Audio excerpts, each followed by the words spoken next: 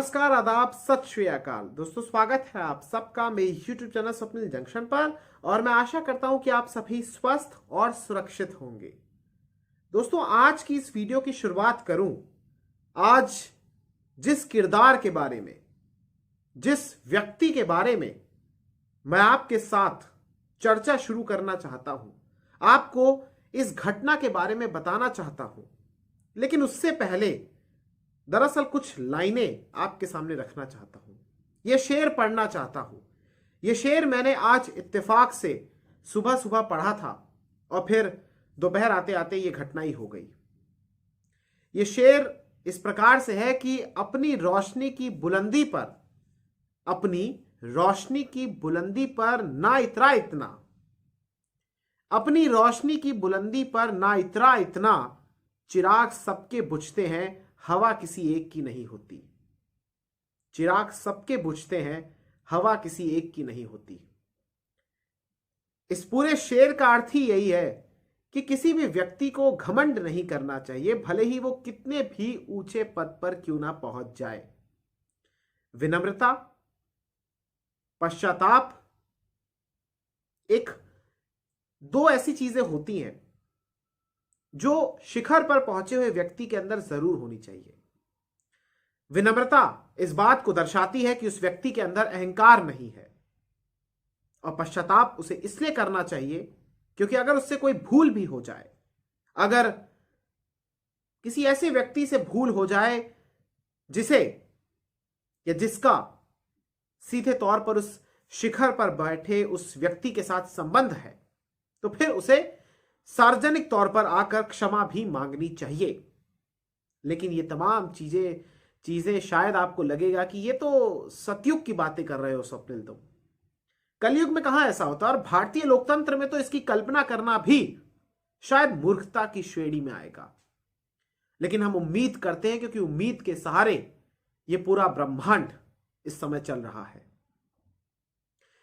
इस शेर को पढ़ने के पीछे का जो उद्देश्य था वो ये था कि कल मैंने जो वीडियो आपके सामने बनाई थी, आपके लिए लेकर आया था, और आपने जो कल खबर भी सुनी होगी दिन भर कि दरअसल उत्तर प्रदेश की एसआईटी, उत्तर प्रदेश पुलिस की एक एसआईटी ने दरअसल एक ऐसी रिपोर्ट या एक ऐसा खुलासा किया चौंकाने वाला कोर्ट में, जिसके बाद ये पूरा का पूरा जो केस है लखीमपुर खीरी का, नरसंहार का, इसमें कंप्लीट शिफ्ट आया है। 180 डिग्री का इसमें एक पूरा का पूरा चेंज ओवर हो गया है। तो एसआईटी में सीधे तौर पर यह कहा गया कि दरअसल ये गैर इरादतन नहीं बल्कि इरादतन हत्या थी। यानी एक सोची समझी साजिश के तहत सुनियोजित तरीके से एक इस नरसंहार को इन लोगों ने अंजाम दिया था, जिसमें 13 जो अभियुक्त हैं, जिसमें केंद्रीय गृह राज्य मंत्री, जिनके जिम्मे में देश की आंतरिक सुरक्षा आती है, उनका लड़का, उनका बेटा भी शामिल है, आशीष मिश्रा उर्फ मोनू। तो इन 13 लोगों के खिलाफ जो ये रिपोर्ट आई, जो न्यायालय में दाखिल की गई एसआईटी की तरफ से, उसमें यह बात कही गई कि यह सुनियोजित तरीके से एक प्रकार से ये मर्डर किया गया, यानी ये हादसा नहीं, ये दुर्घटना नहीं, बल्कि ये एक हत्या है। तो इसी सिलसिले में राजनीति गर्म हो रखी है। विपक्ष सड़क से लेकर संसद तक गृह राज्य मंत्री का इस्तीफा मांग रहा है, और आज संसद में भी बहुत हंगामा हुआ। मोदी सैक टेनी, टेनी का इस्तीफा लो, टेनी को बर्खास्त करो, इस तरीके की बातें ट्रेंड में भी चल रही हैं, और विपक्ष भी, और एक आम जनमानस जो न्यूट्रल है, निष्पक्ष है और किसी पार्टी का समर्थक नहीं है, तो वो भी सीधे तौर पर टेनी का इस्तीफा मांग रहा है। टेनी को संवैधानिक पद पर नहीं बैठे रहना चाहिए। ये नैतिकता का प्रश्न है, ये संवैधानिक नैतिकता का प्रश्न है, कॉन्स्टिट्यूशनल मोरालिटी का। क्योंकि अगर एक व्यक्ति का पुत्र इस समय बैठा हुआ है तो ये कैसे संभव नहीं होगा कि भाई वो उस जांच को प्रभावित ना करे। कैसे हो सकता है कि वो प्रभावित ना करे? वो हस्तक्षेप करेगा, भाई खून है उसका, और अगर उसका बेटा दोषी निकल आया, जैसा एसआईटी में कहा गया है, तो फिर उसकी साख पे बट्टा नहीं लग जाएगा। भविष्य में हो सकता है उसको कोई टिकट ना दे, हो सकता है कोई मंत्री पद और ना मिले, लेकिन ये सारी बातें फिलहाल अभी कल्पना है, क्योंकि अभी भी गृह राज्य मंत्री अजय मिश्र टेनी ने इस्तीफा नहीं दिया है दोस्तों। लेकिन एक घटना ऐसी हुई है जिस घटना का वीडियो वायरल है दिन भर, और शाम में भी वायरल रहा, और उसके बाद उनको दिल्ली भी तलब किया गया। और ये वीडियो के बारे में मैं आपको बताता हूं दोस्तों। दरअसल ये जो वीडियो है, इसमें जो केंद्रीय गृह राज्य मंत्री हैं वो आज लखीमपुर में ही थे, और वहां पर एक ऑक्सीजन प्लांट का शुभारंभ, उद्घाटन करने के लिए गए थे इनफैक्ट। तो वहां पर उनसे कुछ पत्रकारों ने उनसे बड़े तीखे सवाल पूछे, और ऑब्वियस सी बात है कि उनके सुपुत्र को लेकर थे, जो गंभीर धाराएं उसमें ऐड की गई हैं उसको लेकर थे, वो प्रतिक्रिया जानना चाहते थे, जाहिर सी बात है। तो मंत्री जी भड़क उठे, आग बबूला हो गए, तैश में आ गए, माइक को खींचने की कोशिश की, पत्रकारों पर हमला भी करने की कोशिश की, भिड़ंत करने की कोशिश की, गाली गलौच, अभद्र व्यवहार किया। ये सब एक मंत्री ने किया, एक माननीय ने किया। मैं उनकी वीडियो को देख रहा था, बहुत जगह बीप साउंड यानी अभद्र भाषा यानी गाली का, अपशब्द का उसमें प्रयोग किया गया था। और मैं आपको बताता हूं कि किस तरीके से वो भड़का रहे थे, धमका रहे थे। इनफैक्ट ये मैंने कुछ बयान लिखे, मैं आपके सामने पढ़ के बताता हूं। उसमें दरअसल उन्होंने लिखा, उसमें उन्होंने कहा इनफैक्ट इस वीडियो में कि तुम्हारा दिमाग खराब है क्या बे, जिस काम से आए हो उसके बारे में बात करो।